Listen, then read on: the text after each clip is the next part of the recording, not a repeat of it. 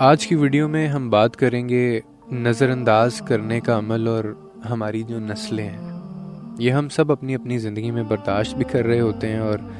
دیکھ بھی رہے ہوتے ہیں۔ مجھے عمر طاہر کہتے ہیں، آپ میرا یوٹیوب اور فیس بک چینل دیکھ رہے ہیں عمر طاہر ٹاکس۔ ہم اپنے آس پاس بہت سے ایسے رویوں کو جذب کرتے ہیں جو منفی بھی ہوتے ہیں اور مثبت بھی۔ دراصل جب کسی ایک شخص کے ساتھ کوئی واقعہ پیش آتا ہے تو اکثر اس واقعے کے اثر صرف ایک اسی شخص تک محدود نہیں رہتے، بلکہ اس کی تمام نسلوں تک جاتا ہے یہ اثر، اور ہم اس بات کو کبھی نہ تو محسوس کرنے کی کوشش کرتے ہیں اور نہ ہی کبھی غور کرنے کی کوشش کرتے ہیں کہ آخر اس انسان کے اندر جو منفی اور مثبت جذبات ہیں اس کی جڑ کہاں ہے۔ اور میں اس بات کی کڑی اس بات سے ملانا چاہوں گا کہ جب بھی کسی انسان،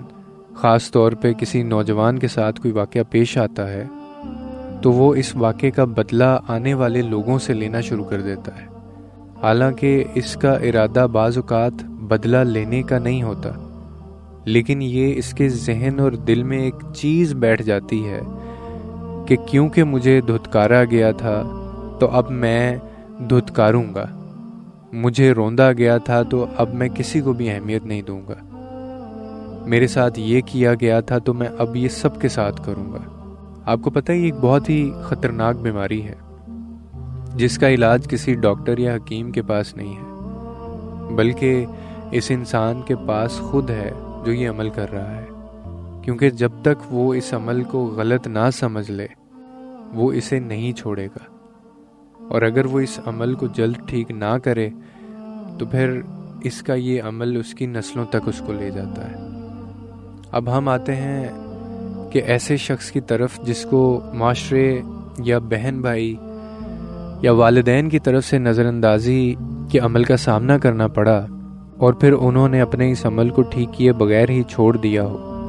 اب اس شخص کی اپنی شخصیت پر اس کا کیا اثر ہوتا ہے، اور وہ دوسروں کو اس عمل کی وجہ سے جو اس کے ساتھ کبھی کہیں زندگی میں ہوا تھا کیسے نقصان پہنچاتا ہے۔ عام طور پر ہوتا یہ ہے کہ جب بھی ماں باپ اولاد میں فرق کرتے ہیں، یا تو کسی ایک بچے کو نظر انداز کرتے ہیں اس کی خامیوں کی وجہ سے یا کسی بھی اور وجہ سے، تو یہ عمل اس کے اندر سب سے پہلے غصے کے جذبات کو پیدا کرتا ہے، اور پھر آہستہ آہستہ یہ غصہ نفرت کی شکل اختیار کر لیتا ہے۔ ضروری نہیں ہے کہ ہر انسان میں ایک جیسے جذبات رنگ پکڑیں، کسی میں اپنوں کے ہونے والے اس رویے کی وجہ سے محض غصہ اور چڑچڑاپن جنم لیتا ہے، جس سے وہ بعض اوقات اپنی ذات سے بھی اکتانے لگتا ہے اور ہر طرف بس اس کی کمی کو پورا کرنے کی کوشش کرتا ہے جو اس کے وجود میں کہیں رہ جاتی ہے۔ ایک بات یاد رہے کہ اس ویڈیو کا مقصد ایسے لوگوں کی حوصلہ افزائی کرنا نہیں ہے اور نہ ہی مظلوم ثابت کرنا ہے، بلکہ اس بات کی جڑ تک پہنچنا ہے تاکہ ہم اپنے حال اور مستقبل میں یہ کام نہ کریں۔ جب بھی انسان کسی دوست، احباب، بہن بھائی یا والدین کی طرف سے نظر انداز کیا جاتا ہے اور مسلسل کیا جاتا ہے تو وہ آگے جتنے بھی لوگوں کے ساتھ جڑتا ہے، جتنے بھی رشتے اس سے جڑتے ہیں، ان سے کبھی مطمئن نہیں ہوتا اور ان میں ہر وقت نکتہ چینی کے موڈ میں رہتا ہے، اور پھر اسے جتنی بھی توجہ، پیار، محبت، احساس دیا جا رہا ہوتا ہے اس کو پھر بھی اس کی کمی محسوس ہوتی رہتی ہے جو کبھی ماضی میں اس کے ساتھ پیش آئی تھی۔ وہ اس تمام احساس، محبت اور قربانی کو جھٹلانے کی بھرپور کوشش کرتا رہتا ہے اور نہ اپنی زندگی میں سکون رہنے دیتا ہے اور نہ دوسروں کی زندگی میں، اور نہ ہی اپنے سے جڑے لوگوں کی زندگی میں، کہ وہ اٹینشن سیکر بھی بن جائے، یعنی لوگوں کی توجہ حاصل کرنے اور ہر وقت اپنا تذکرہ کروانے کے لیے وہ ایسی حرکتیں اور باتیں کرے جو اسے زیب نہ دیتی ہوں۔ بعض لوگ اپنے ساتھ ہونے والے معاملات کو ہینڈل کرنے کی صلاحیت رکھتے ہیں اور اس کا اثر اپنے حال یا مستقبل پر نہیں آنے دیتے، اور اگر آ بھی جائے فطری طور پر تو اسے کہیں بھی بے قابو نہیں ہونے دیتے اور سنبھال لیتے ہیں۔ اکثر لوگ اس طرح کے واقعات کو ہینڈل نہیں کر پاتے اور پھر اپنی ذات کو بھی نقصان پہنچاتے ہیں اور دوسروں کو بھی۔ اس میں سب سے بڑا جو جذبہ ان کے اندر پیدا ہوتا ہے وہ ناشکری کا جذبہ ہوتا ہے۔ اب آپ تصور کریں کہ اگر وہ ایک بچہ ہے اور اس نے مسلسل نظر انداز ہوتے اپنے آپ کو دیکھا ہو تو اس کے اندر کس قدر نفرت پیدا ہوگی۔ کسی کا شوہر بھی ہے، کسی کا والد بھی ہے، تو اب اس سے جڑے ہر رشتے کا اس سے خون چوسنا شروع کر دیا، اور اب ہمیں سمجھنا ہے کہ یہ ہوا کس عمل کی وجہ سے ہے، محض ایک نظر انداز کیے جانے کے عمل سے۔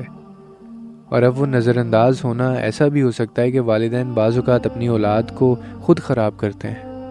اور پھر یہ سوچ کر ان کی شادی کر دیتے ہیں کہ شادی کے بعد ہی ٹھیک ہو جائے گا،